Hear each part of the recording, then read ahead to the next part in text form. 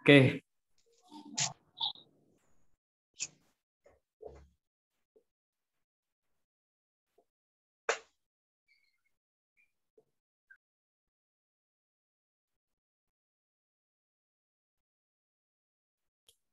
Oke, bismillahirrahmanirrahim. Assalamualaikum warahmatullahi wabarakatuh. Waalaikumsalam warahmatullahi wabarakatuh. Anzala sakinata fi qulubil mu'minin yazdadu imana ma'a imanihim. Asyhadu an la ilaha illallah wahdahu la syarikalah wa asyhadu anna Muhammadan abduhu wa rasuluhu la nabiyya ba'da. Alhamdulillah, teman-teman sekalian, hari ini kita masih diberikan oleh Allah ribuan nikmatnya, sehingga pada hari ini kita masih bisa menjalankan aktivitas kita sebagaimana mestinya. Terutama pada kesempatan kali ini kita bisa memasuki perkuliahan yang diampu oleh dosen kita, yakni Ibu Inong. Baik, pada kesempatan kali ini kami dari kelompok 11 yang terdiri dari Agung Saidul Puadi, yang kedua Fahri Akbar Bayanullah, dan yang ketiga saya sendiri, Khalilullah, akan mempresentasikan satu kematerian tentang pengertian, dimensi, fungsi, dan peranan kurikulum. Namun sebelum itu, mohon maaf untuk anggota kita yang satu lagi bernama Agung belum bisa masuk pada hari ini. Baik, untuk pertama, langsung saja kita mulai ya. Itu terkait dengan pengertian, dimensi, dan fungsi, pengertian dan dimensi ya, terkait dengan kurikulum. Yang pertama, pengertian kurikulum. Nah, di sini istilah kurikulum atau kurikulum di sini yang pada awalnya digunakan dalam dunia olahraga. Nah, di sini berasal dari kata kurir atau artinya itu pelari, dan kurere atau tempat berpacu. Nah, biasanya di sini dihubungkan itu atau dikaitkannya dengan olahraga biasanya kalau kurikulum itu. Nah, cuma di sini kurikulum diartikan sebagai jarak yang harus ditempuh oleh seorang pelari mulai dari start sampai finish untuk memperoleh medali ya biasanya. Kemudian pengertian kurikulum diterapkan dalam dunia pendidikan, di mana siswa harus menempuh mata pelajaran untuk mendapatkan ijazah. Nah, kurikulum juga di sini diartikan sebagai semua pengalaman belajar yang dialami oleh siswa dan mempengaruhi perkembangan pribadinya. Nah, itu yang pertama, pengertian kurikulum secara umum. Kemudian yang kedua ya, di sini ada pengertian kurikulum yang berdasarkan 4 dimensi. Nah, menurut Said Hamid Hasan pada tahun 1988 itu ada 4. Yang pertama itu kurikulum sebagai ide atau gagasan, yang kedua kurikulum sebagai rencana tertulis, yang ketiga kurikulum sebagai suatu kegiatan, dan yang keempat kurikulum sebagai hasil belajar. Nah, poin 2 ini akan kita bahas satu persatu. Next.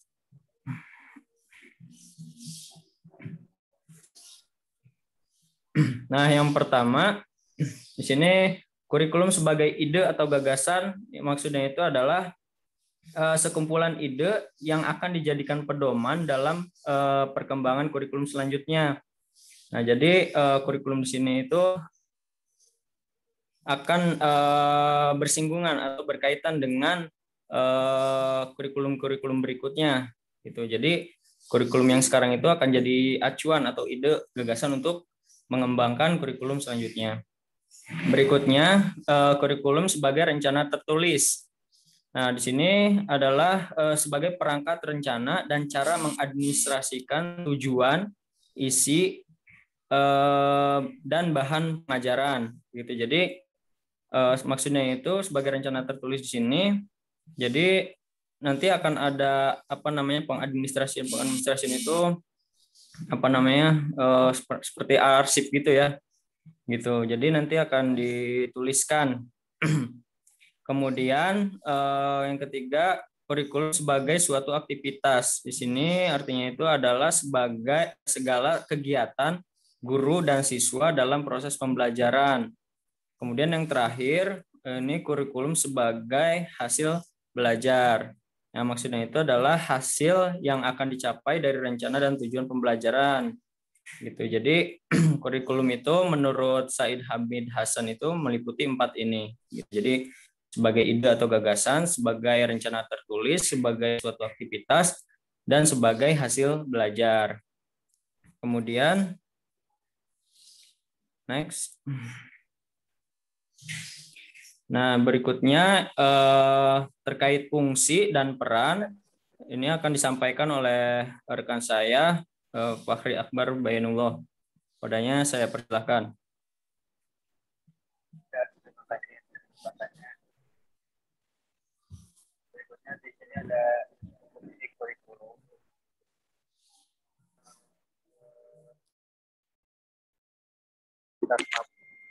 Halo. Ya. Fungsi kurikulum ada 3. Yang pertama fungsi penyesuaian, yang kedua fungsi integrasi, dan yang ketiga fungsi diferensiasi.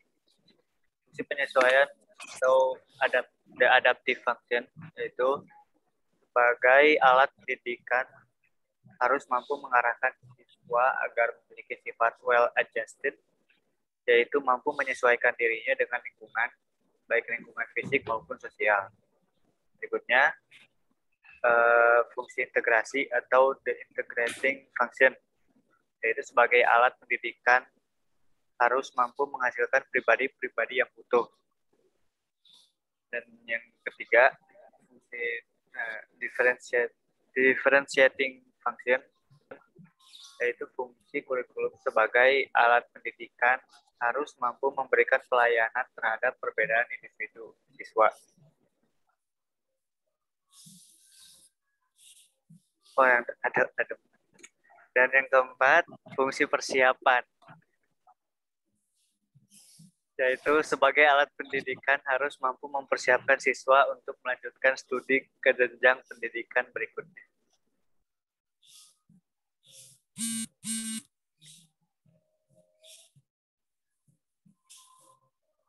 Selanjutnya, ada fungsi pemilihan, yaitu fungsi kurikulum sebagai alat pendidikan harus mampu memberikan kesempatan kepada siswa untuk memilih program-program belajar yang sesuai dengan kemampuan dan minatnya.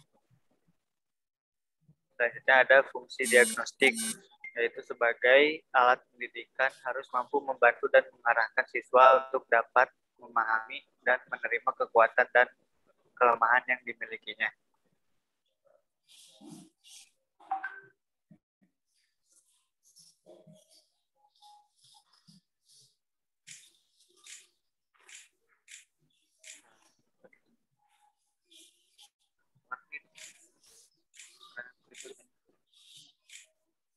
Dan selanjutnya ada peranan kurikulum.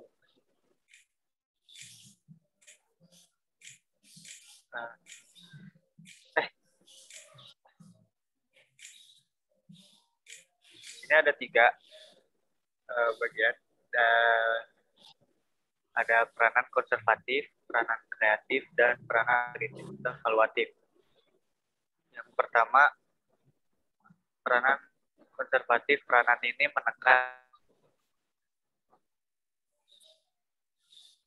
ini menekankan bahwa kurikulum itu dapat dijadikan sebagai sarana untuk mentransmisikan nilai-nilai budaya kepada generasi muda yang dianggap masih relevan.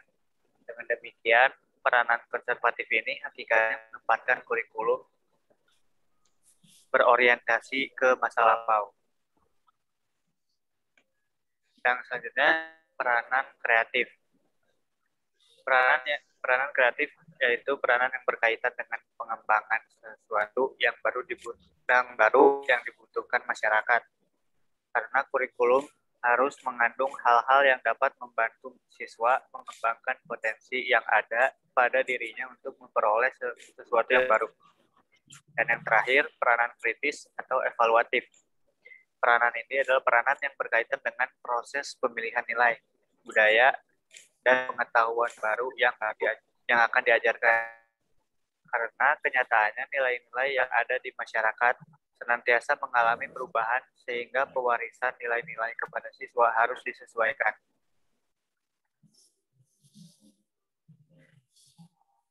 Ya, demikian. Oke, baik. Demikian presentasi dari kami terkait dengan pengertian dimensi, fungsi, serta peranan dari kurikulum. Barangkali dari rekan-rekan sekalian di sini ada yang mau ditanyakan terkait dengan pengertian dimensi, fungsi, dan peranan kurikulum. Ada yang mau ditanyakan? Boleh dibuka pertanyaan maksimal 2. Ada? Halo? Tes?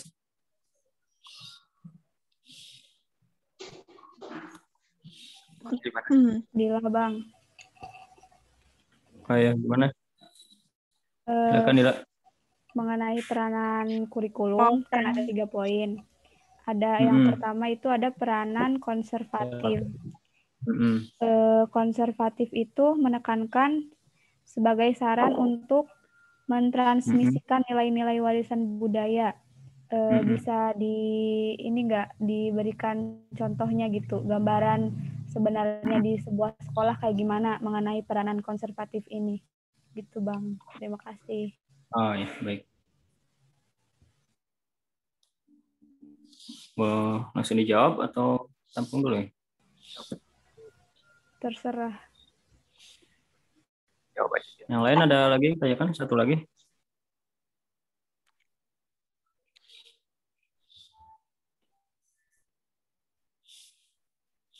Ada yang lain?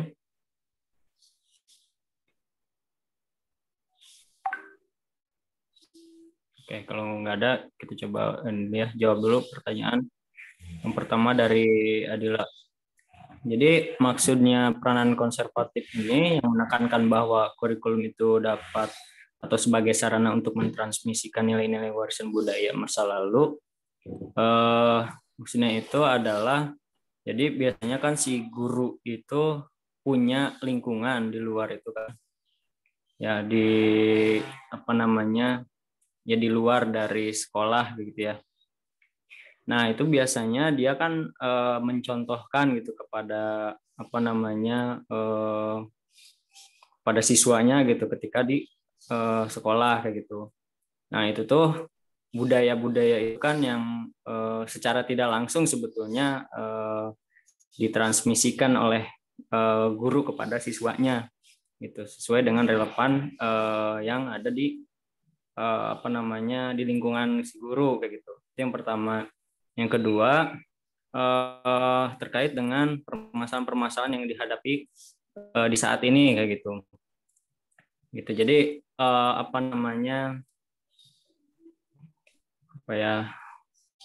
jadi peranan ini tuh sifatnya menjadi sangat mendasar disesuaikan dengan kenyataan bahwa pendidikan pada hakikatnya merupakan proses sosial. Jadi salah satu tugas pendidikan itu yaitu mempengaruhi dan membina perilaku siswa sesuai dengan nilai-nilai sosial yang hidup di lingkungan masyarakat.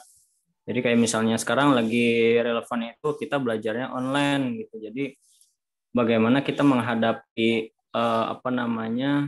pembelajaran ini secara daring gitu ya, secara online kayak gitu. Jadi kan untuk beradaptasi dengan pendidikan kurikulum pendidikan sekarang kan jadi lumayan ya sebetulnya, membuat siswa juga jadi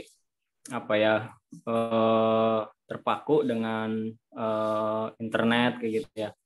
Nah, itu termasuk bagian dari peranan konservatif kayak gitu. Jadi gimana kondisi kondisi di saat itu kayak gitu. peran konservatif itu. Jadi yang pertama tadi apa namanya, terpengaruh dari sosok guru ya, guru itu misalnya di sosial masyarakatnya seperti apa. Nah biasanya suka kalau offline itu transferkan oleh guru kepada siswanya.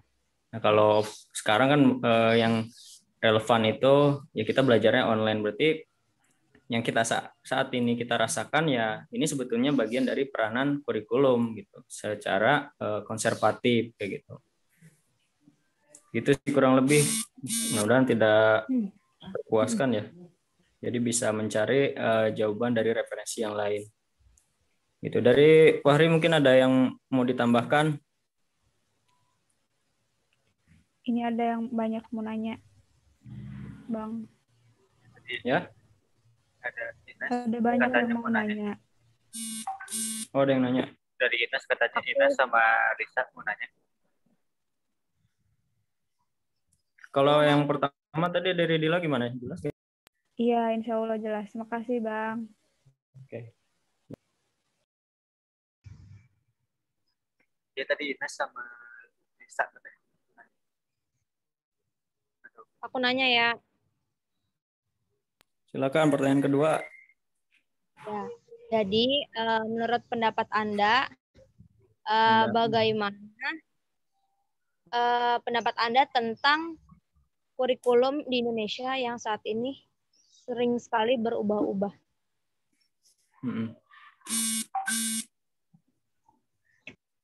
Udah, itu aja.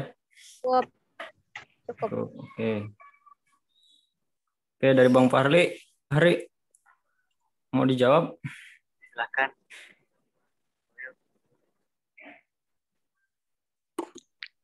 Sebelum situ mungkin ada lagi yang mau nanya selain itu? Aku mau nanya, Bang. Oke. Siapa nih? Sarah ya? Iya. Iya, aku mau nanya. Ya, benar Sarah. Kan di sini ada peranan kritis evaluatif ya. Nah, di sini dijelaskan bahwa peranan yang berkaitan dengan proses pemilihan nilai, budaya, dan pengetahuan baru. Itu tuh maksudnya gimana sih, Bang? Apa kita harus mengkritis semua yang terjadi pada masa kini terhadap peranan kurikulum tersebut atau gimana? Adakah contohnya yang nyata gitu? Kurikulum kreatif ya? Yang peranan kreatif ya? Bukan yang kritis. Peranan kritis. Oh iya. Oke. Contohnya berarti ya? Iya, kayak contoh nyata untuk peranan kritis ini di peranan kurikulum tuh bagaimana gitu? Oke, baik. Ada lagi yang nanya nggak? Kalau nggak ada langsung dijawab.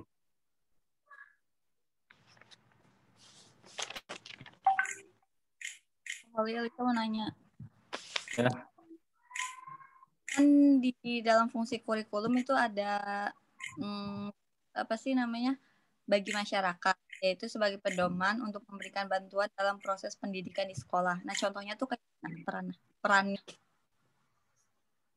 peran gimana? Putus-putus suaranya. Yang masyarakat. Yang masyarakat. Iya kan itu contohnya tuh apa? Kan dia sebagai pedoman untuk memberikan bantuan dalam proses pendidikan di sekolah. Nah, contohnya tuh apa? Fungsinya tuh apa dia? Masyarakat tuh. Oh, di fungsi ya, bagian fungsi ya? Ya, fungsi kurikulum.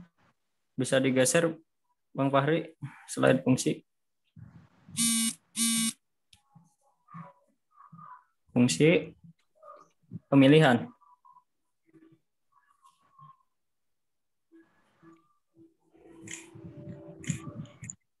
Yang itu bukan.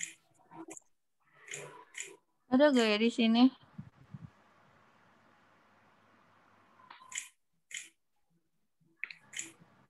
Fungsi siapa? Yang mana fungsinya?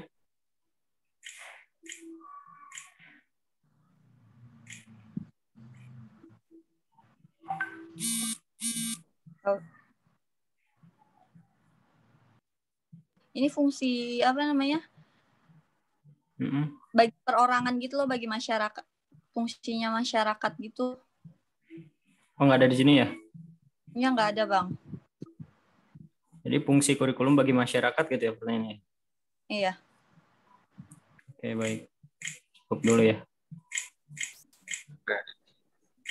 Oke, dari 3 ini Bang Fahri ada yang mau menjawab? Yang pertama tadi terkait dengan kurikulum yang sering berubah, itu pendapat kita bagaimana? Yang kedua terkait dengan contoh kurikulum yang berperan sebagai peranan kreatif. Kemudian yang ketiga itu kurikulum bagi masyarakat. Mengalir kritis. Iya, kritis, maaf. Kritis ya. Bang Hari, ada yang mau dijawab dari 3 itu?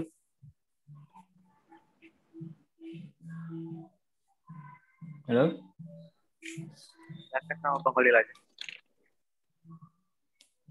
Tahu.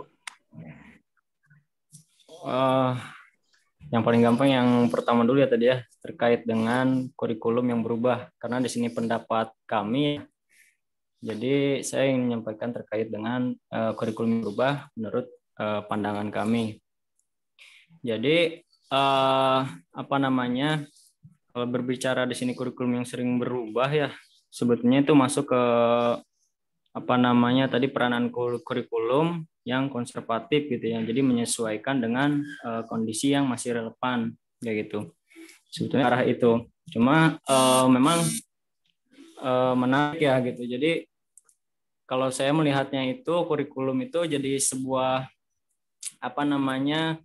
sebuah alat untuk menjadikan anak itu kelinci percobaan kayak gitu. Sedangkan yang namanya pembelajaran jika berubah-ubah polanya maka akan membuat siswa itu menjadi jadi sulit untuk menangkap materi kayak gitu. Mulai dari kurikulum dulu tuh 1900 berapa gitu ya. Nah, kemudian dilanjut kurikulum KTSP 2016. Kemudian sampai sekarang kurikulum 2013 kayak gitu. Nah, itu berbeda-beda gitu. Justru kalau saya dulu ya mulai merasakan nyaman itu di kurikulum 2016 karena memang dari materi kemudian di situ ada materinya secara utuh disampaikan, kemudian juga pembahasannya langsung per bab kayak gitu. Nah, berbeda dengan kurikulum yang sekarang 2013. Nah, kurikulum 2013 ini jadi materinya itu buat tematik kayak gitu. Jadi berdasarkan tema kayak gitu. Jadi di tema 1 itu udah mencakup semua mata pelajaran biasanya kayak gitu. Ada matematika, ada PKN, ada bahasa Indonesia, ada apalagi bahasa Inggrisnya kayak gitu. Jadi dalam satu tema tapi udah mencakup seluruhnya. Nah, berdasarkan pengalaman saya dalam mengajar les privat itu membuat sebagian besar anak itu jadi bingung sebetulnya gitu, bingung untuk bagaimana bisa memahami pembelajaran kayak gitu. Jadi kalau tanggapan saya terkait dengan kurikulum yang berubah sebetulnya kurang baik ya kayak gitu ya, karena dampaknya lumayan gitu bagi anak itu. Itu paling jadi kalau ditanya pendapat ya berarti pendapat saya sih kurang baik kalau kurikulum itu sebetulnya diubah-ubah gitu. Itu paling pertanyaan yang pertama. Mudah-mudahan sama kayak tadi ya, tidak menjawab, tidak terpuaskan dengan jawabannya, jadi bisa mencari referensi dari sumber yang lain. Siapa tadi yang nanya pertama? Lupa. Saya. Oh ya, Inas. Inas gimana Inas? Ya, terima kasih Pak Olel jawabannya. Oke. Kemudian yang kedua terkait dengan contoh peranan kritis. Mau Fardi ada contohnya?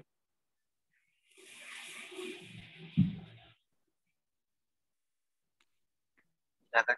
Halo? Ada? Halo? Gak ada. Nah, yang ketiga tuh ya, peranan kritis. Jadi peranan yang berkaitan dengan proses pemilihan nilai budaya dan pengetahuan baru yang diajarkan. Oke, baik Dila, terima kasih sudah diingatkan. Oke, kita 10 menit lagi ya, mudah-mudahan 2 pertanyaan lagi ini cukup.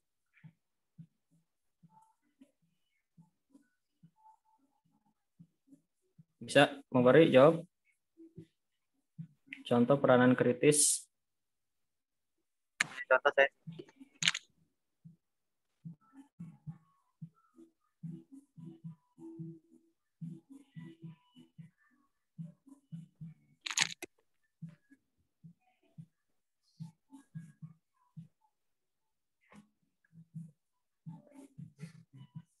Ya. Hah?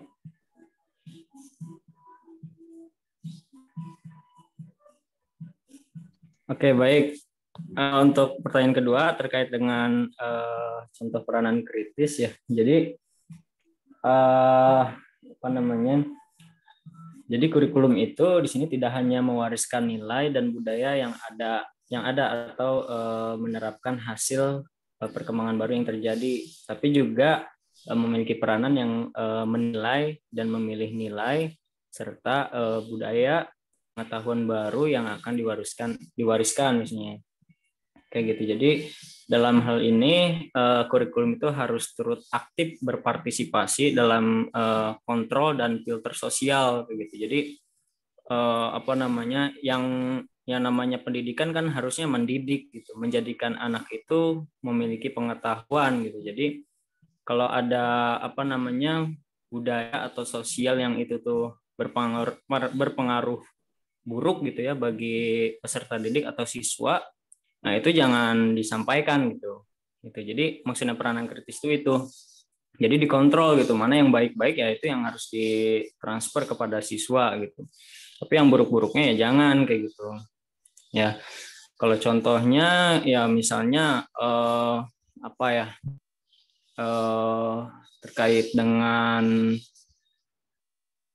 apa ya kalau sekarang tuh peranan misalnya pendidikan lingkungan hidup di tema itu di kelas 4 SD. Nah, kan di situ disampaikan terkait dengan kalau di PPKN-nya di tema ini membahas terkait dengan toleransi. Nah, gitu. Jadi di situ menyampaikan terkait dengan toleransi antar sesama manusia, antara sesama ras gitu, antara sesama agama kayak gitu. Jadi tidak apa namanya tidak rasis kayak gitu. Kalau di situ tuh tidak apa namanya ya seperti itulah kurang lebih sih gambarannya gitu ya. Itu contoh dari peranan kritis gitu. Jadi hanya mentransfer yang baik-baiknya saja gitu. Kalau ada hal yang kurang baik ternyata tersampaikan juga, nah maka bagaimana peranan kurikulum sini ya mengevaluasi juga kayak gitu. Itu yang kedua dari Sarah ya. Iya, Gimana Sarah? Jelas gak ya? jelas kok. Terima kasih ya, Bang. Baik. Oke, yang ketiga terkait dengan kurikulum bagi masyarakat. Berarti ini secara general ya. Dari bisa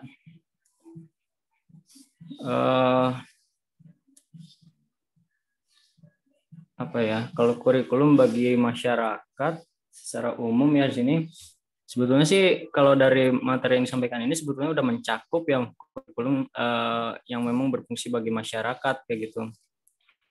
Jadi kalau kita lihat di sini fungsi kurikulum kayak gitu. Nah, di sini bagi guru, siswa, kepala sekolah pengawas, orang tua dan masyarakat. Nah, jadi menjadi pedoman atau acuan. Kalau bagi guru berarti kan kurikulum itu sebagai apa namanya pedoman untuk dalam melaksanakan proses pembelajaran. Kalau bagi kepala sekolah dan pengawas sekolah biasanya kurikulum itu berfungsi sebagai pedoman dalam melaksanakan supervisi atau pengawasan di sekolah. Bagi orang tua, nah kurikulum berfungsi sebagai pedoman untuk membimbing anaknya dalam belajar di rumah. Nah, kalau bagi masyarakat di sini kurikulum itu berfungsi sebagai apa ya?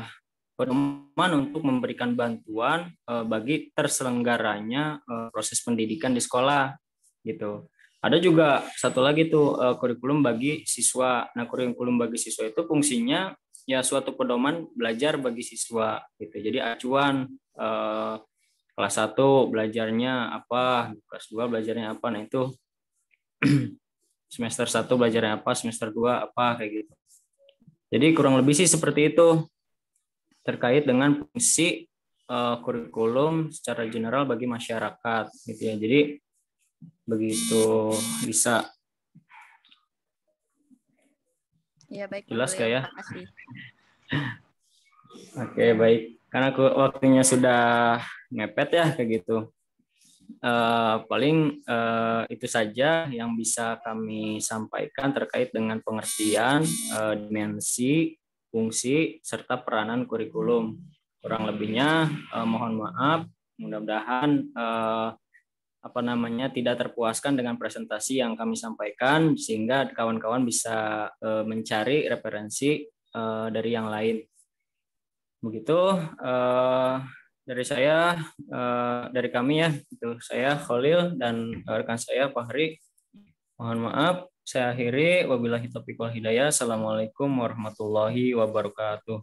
Waalaikumsalam warahmatullahi wabarakatuh. wabarakatuh.